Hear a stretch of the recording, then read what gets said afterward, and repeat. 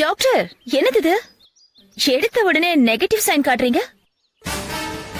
Project ரிப்போர்ட்ட தரேன், படிச்சு பாருங்க. சாம்பிள் இதோ உங்க முன்னாடியே இருக்கு. வேணும்னா டெஸ்ட் பண்ணி பாருங்க. அதுக்கப்புறமும் இந்த மெடிசனை நீங்க அக்செப்ட் பண்ணலன்னா என்னென்ன நாங்க காரணம் கேட்போம். அப்போ உங்க டீடைல்ஸ் கொடுங்க. இப்பவே ஏன் முடியாதுன்னு சொல்றீங்க? எனக்கு யாரும் இந்த விஷயத்தை பத்தி சஜஷன் கொடுக்க வேண்டாம். ஏன்னா இந்த ட்ரீட்மெண்ட்ல நிறைய ரிஸ்க் இருக்கு. என்ன டாக்டர் ரிஸ்க் இருக்கு? இது வரைக்கும் எலிகளுக்கு கொடுத்து சக்சஸ் ஆன ட்ரீட்மெண்ட் மனிதர்களுக்கு கொடுத்து சக்சஸ் ஆனதே இல்ல. இப்ப ட்ரை பண்ணிட்டு இருக்கோம் டாக்டர், சக்சஸ் ஆயிடும். அது நடந்த பின்னாடி வேணா பார்க்கலாம். அப்படின்னா இதை விட ரிஸ்க் ஃபேக்டர் அதிகமா இருக்கிற ட்ரீட்மெண்டான கண்ட்ரோலிங் ஆஃப் மியூச்சுவேஷன் ஃபார்முலாவை நீங்க எப்படி ஓகே பண்ணீங்க?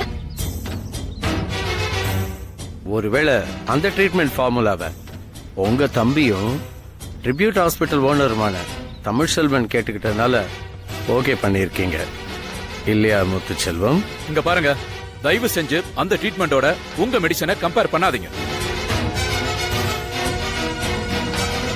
ஆக்சுவலி என் தம்பி தமிழ்செல்வன் சப்மிட் பண்ண ஃபார்முலா படி ஒரு நோயாளிக்கு நோய் குணமாகணும்னா மனுஷனோட டிஎன்ஏல மியூட்டேஷன் கண்ட்ரோல் பண்ணணும்.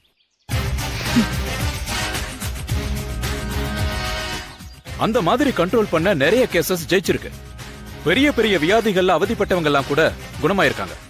ஆஸ்திரேலியாவுல மெல்பர்ன் யூனிவர்சிட்டியோட மருத்துவ ஆராய்ச்சி பிரிவு அந்த ட்ரீட்மெண்ட் சேஃப்னு அங்கீகாரம் கொடுத்திருக்காங்க. இந்த 2 வருஷ காலத்துல 100க்கும் மேற்பட்டவங்களுக்கு நல்லது நடந்திருக்கு. தெரியுமா உங்களுக்கு? உங்க தம்பி கிட்ட இந்த ட்ரீட்மெண்ட் எடுத்துக்கிட்டு ஃபெயிலியர் ஆனதுனால எத்தனை பேர் செத்துருக்காங்கன்னு உங்களுக்கு தெரியுமா? இப்ப முடிவா நீங்க என்னதான் பண்ண போறீங்க டாக்டர்?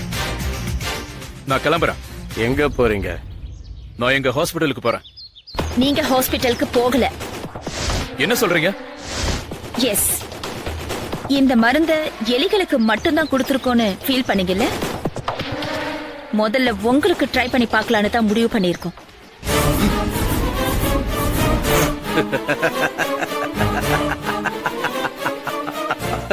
பலே, இந்த ட்விஸ்ட நானே எதிர்பார்க்கலையே. என் மனசுல உள்ளத அப்படியே சொல்லிட்டேன்.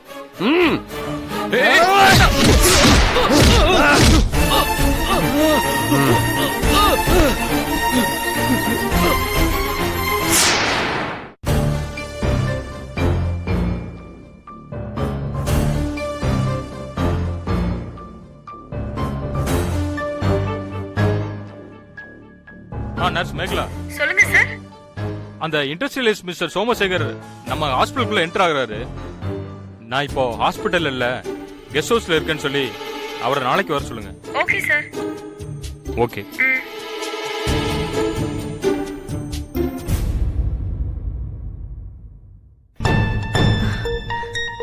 என்ன டாக்டர் அப்படி பாக்குறீங்க?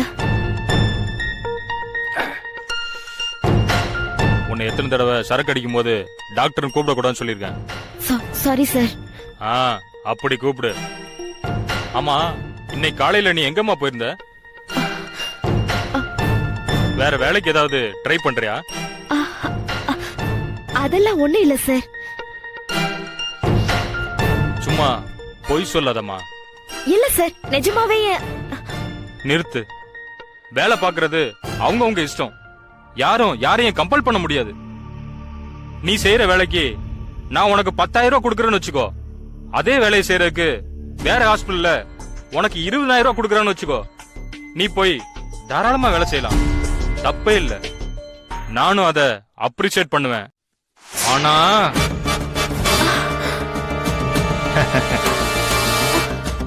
நான் கொடுக்கற அதே சம்பளத்துக்கு என்ன விட்டுட்டு வேற ஹாஸ்பிட்டல்ல போய் சேர்ந்தா மட்டும் நான் சும்மாவே இருக்க மாட்டேன். சார், நிஜமாவே நான் வெளியில எங்கேயும் வேலைக்கு ட்ரை பண்ணல sir. May come in sir? Yes, I am inspector Damodaran, crime branch. போன்ல பேசினேன். Oh, welcome mister Damodaran.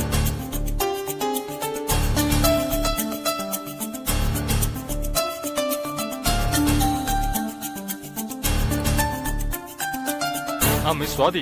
S sir. என்ன சார் மோரன்ட்டு அழகா டாக்டர்னு கூப்பிட வேண்டாமா? இல்ல சார், நீங்க தான் டாக்டர்னு கூப்பிட கூடாதுன்னு இப்பதானே சொன்னீங்க. அது அப்போ once upon a time long long ago. இப்போ நான் கோட் போட்டிருக்கேன், ஸ்டெதஸ்கோப் போட்டிருக்கேன். அதனால மிஸ் சுவாதி, நீங்க என்ன டாக்டர்னா கூப்பிடணும், புரியுதா? Yes doctor. That's good. Sir நம்ம 2 பேர்கிட்டயும் ஒரு விஷயமா என்கொயரி பண்றதுக்காக தான் வந்திருக்காரு. என்கொயரியா? ஒன்னும் பயப்படாத இன்ஸ்பெக்டர். சி சுவாதி, நீங்க சொன்ன மோனாவுக்கு ஹார்ட் ஆபரேஷன் பண்ண டைம்ல இவங்க தான் டியூட்டி நர்ஸ். இது யாருன்னு தெரியுமா சுவாதி?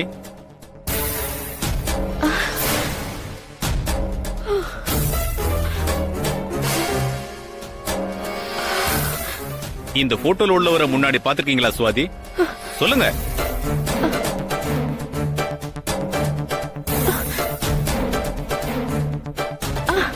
தெரியும் சார், மோனாவோட அண்ணன். இவர் பேர் என்னன்னு தெரியுமா? தெரியாது சார். இங்கேயும் மோனா விஷயம் வேற ஒரு ரூபத்துல விசாரணை நடந்துட்டு இருக்கா. மோனோ கிட்டயும் அவங்க அண்ணன் கிட்டயும் நீங்க நல்லா பேசிக்கிட்டு இருந்ததா ஹாஸ்பிடல்ல பேசிக்கிறாங்க. ஆமா சார், ஹாஸ்பிட்டல்ல இருந்த வரைக்கும் அவங்க நல்லா பேசினாங்க, பழகுனாங்க. ஆனா அவங்க இறந்ததுக்கு அப்புறம் நான் அவங்க அண்ணனை பார்க்கவும் இல்ல, பார்க்க வேண்டிய அவசியமும் எனக்கு ஏற்படல சார். ஆமா, எதுக்காக இப்போ அவரை பத்தி என்கிட்ட விசாரிக்கிறீங்க? அவர் ஏதாவது தப்பு பண்ணிட்டாரா? தப்பு பண்றதுக்கு இப்ப அவர் உயிரோடவே இல்ல. என்ன சார் சொல்றீங்க? Yes, he is murdered by somebody. கொலையா? எஸ், சென்னை செங்கல்பட்டு ஹைவேல ஒருத்தர் செத்து கிடக்கிறதா எங்களுக்கு போன வாரம் போன் வந்துச்சு. அங்க போய் பார்த்தா இந்த ஏகாம்பரத்தோட பாடி தான் இருந்தது. அவங்கிட்ட இருந்த பேக்ல இந்த போட்டோ இருந்தது. இந்த போட்டோவை பேப்பர்ல விளம்பரப்படுத்தி விசாரிக்கும் போது உங்க ஹாஸ்பிட்டல்ல ட்ரீட்மெண்ட் எடுத்த மோனோவுக்கு மெடிசன் வாங்க வந்தவர்னு தெரிய வந்தது. இவன் யாருன்னு உங்க டாக்டர்கிட்ட கேட்டப்ப மோனோவோட அண்ணன்னு சொன்னாரு. டாக்டரே மோனாவோட அண்ணன் சொன்னதுக்கு அப்புறம் என்கிட்ட என்ன சார் விசாரணை?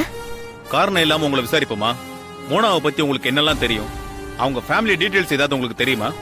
சார், அந்த மோனாவோட அண்ணன் பேரு ஏகாம்பரங்கிறதே இப்ப நீங்க சொல்லிதான் சார் எனக்கே தெரியும்.